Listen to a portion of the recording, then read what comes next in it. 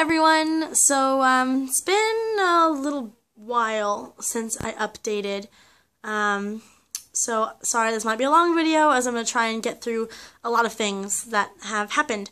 So I guess that means that I will be starting with the Lantern Festival. Myself and Carolyn and Jackie and Liz and Christy all went to Pingxi for the Lantern Festival. You guys know Tangled? And the floating lanterns they send up into the sky. It's those, but they're huge. They're almost as tall as me. So super crazy, but really, really cool. So what can I tell you about it? We went to Taipei. We stayed in Taipei at a hostel there. And we went to, I wish I remembered the name of the place, but it's a little place near Pingxi, and there are all these really sweet waterfalls. And so we walked this really nice little hiking trail, and it was a bit muddy, but it was fine, and we saw some really pretty waterfalls, and I climbed out across the rocks into the river, and it was super nice. And then you got to at one point so sitting at the bottom of the waterfall and looking up, and then if you go up a little further, you can go around, and there's another waterfall that leads into that one. But I was able to go and stand at the top of the first waterfall and look down over the edge, and it was really cool. But it was super pretty.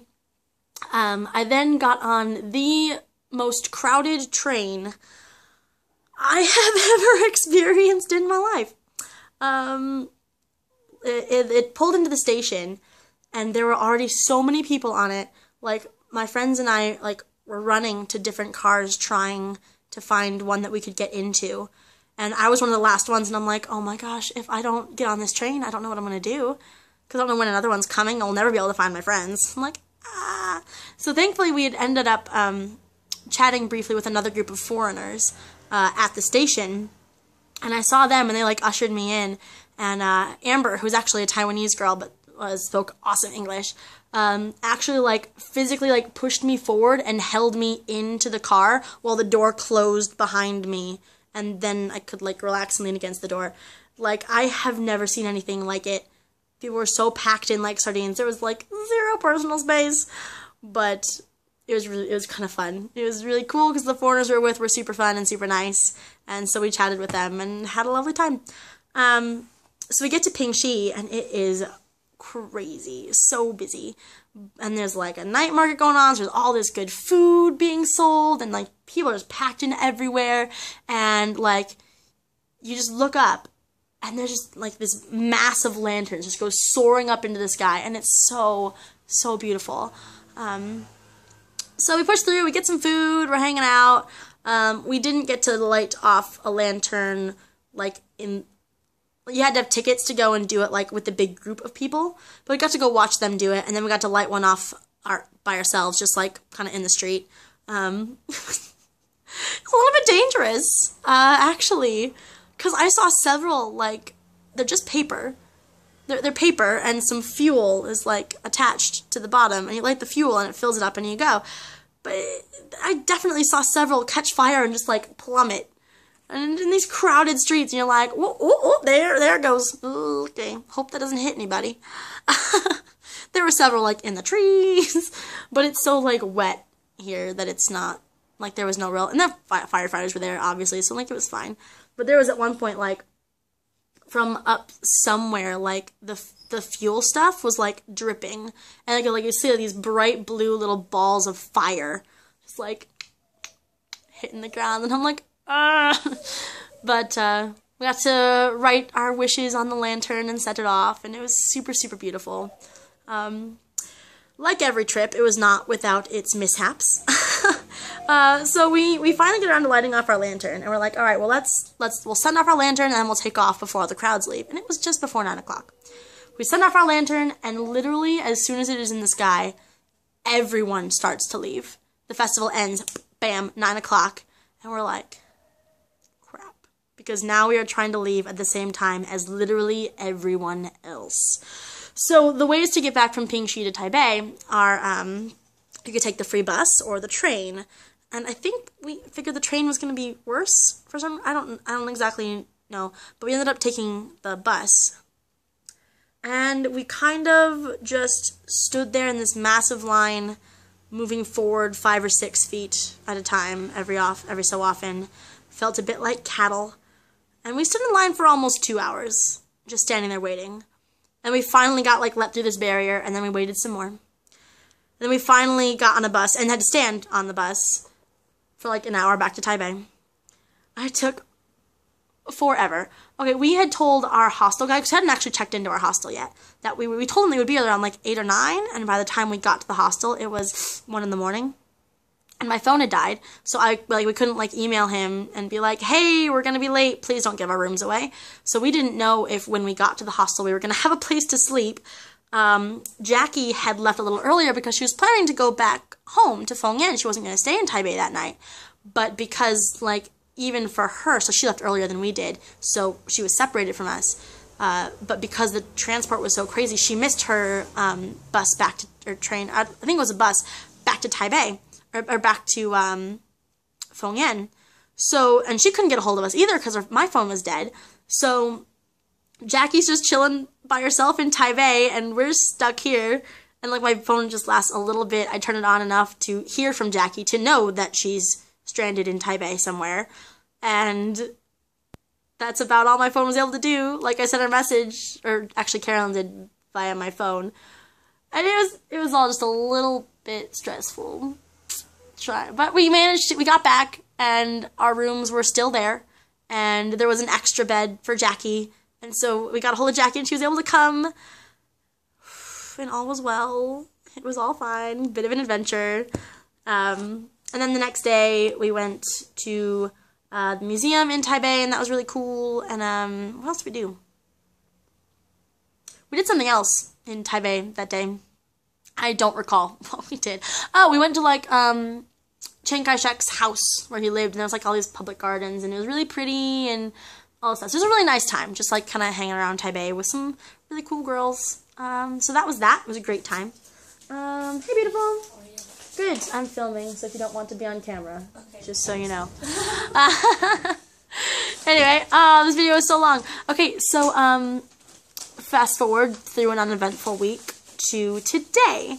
Today it's Saturday, OBS, and after work today, Zach and I got to go and hang out with Scully and her family. And Scully is the wonderful, wonderful girl who invited us to Chinese New Year that my last video, well, a couple of videos ago, was about. So it was so fun. We got to go out to Nantou, and we had this boss Vietnamese vegetarian food, and then got to go, because it was, okay, me and Zach, Scully and her boyfriend Mike, and then Scully's parents and her brother. And we all went to her dad's cousin's house, and he owns a coffee farm.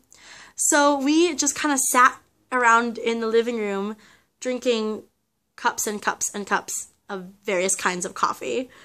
And it was so good. I'm a little bit like, because I had so much coffee today.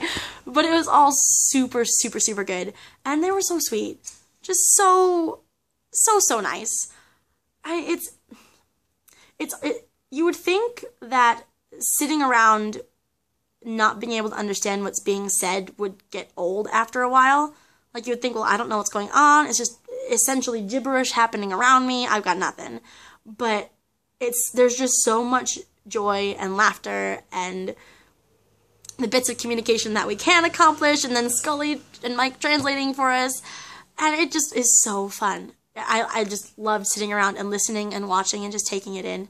So we hung out there for a while and drank lots and lots of coffee.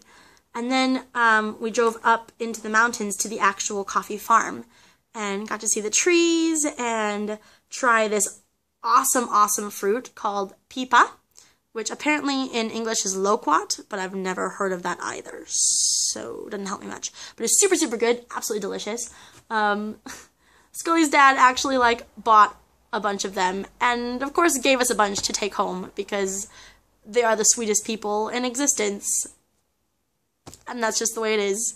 So we have a ton of pipa in the kitchen, which I'm totally going to eat. And we went out to dinner again for more vegetarian food. It was so, so, so good. Oh, so there's a product here. There's a food here. It's a Taiwanese specialty, and I'm going to tell you about it today. It is called stinky tofu. Let me begin by saying that the name is apt, okay? Like, when my friends and I first arrived and went to our very first night market, we had heard of this stinky tofu. We've heard of it and had people like, oh yeah, it smells really bad. And we're like, yeah, all right, cool. We walked into the night market our very first night, and this rancid stench hit us. We were literally checking our shoes for dog crap, because that's essentially how it smells. And it was like stomach-turningly awful. And we finally figured out that's the tofu. That's what everyone's talking about. That stinky tofu. What on earth? And so the first few times that you smell it, it just knocks you flat. And you're like, ugh. It literally smells like poop. But then where I've noticed as the weeks have gone by that you almost don't even notice it anymore. Because it's kind of everywhere, so like you run into it a lot. But now I walk past somewhere and I smell it, I'm like, oh yeah, that's stinky tofu. Alright, cool, whatever. So I tried a little bit of it when we were traveling for the New Year. I think I tried a little bit, and it was not bad. I'm like, okay, it kind of tastes like it smells, but not bad. And then tonight they had some stinky tofu, and I tried it, and it was actually pretty good. I'm a little bit blown away by the fact, like, 2 months ago, I almost vomited from the smell of the stuff, and tonight I ate a whole big chunk of it and was like, oh yeah, it's not bad. That's actually pretty good. Cool, let some spicy sauce on there. Boss. I'm not saying that I'm going to go out and eat this regularly, by any means, but as far as Taiwanese delicacies go, this is definitely an interesting one, and definitely one that I'll remember. What else to talk about? I think that's pretty much it. There's this wonderful flower called guihua. Osmanthum, I think, is the English name. I don't know, whatever. But it smells delightful, and apparently it's like good luck to grow it because, oh, this is a 12-minute video. I'm so sorry. And it's, if you grow it, then it will bring people into your life who will help you. And we're like, this smells amazing. It smells like the most beautiful smelling flower. They're like, oh yeah, they make a beverage out of that. And we're like, what? So we went out and got guihua mi cha, which is guihua honey tea. And it tastes exactly like it smells, which is amazing. So that's pretty much it. I'm going to leave this video off because it's super long, but I just wanted to update you. I promise to get some pictures up eventually. I'm sorry, I am rubbish with posting pictures. I don't think I have anything super exciting coming up for a while. So not sure when I'll update you again. I guess I'll update you when something happens. Oh, really quick. You can see it here in the background. I've bought a ukulele. So I'm learning to play that, and it's been super fun, and I love it. Okay, now I'm really ending on that note that you don't care about. Sorry, guys. I'm a mess. Yep, okay. One Take Wonder out. Mwah. Bye, guys. Love you.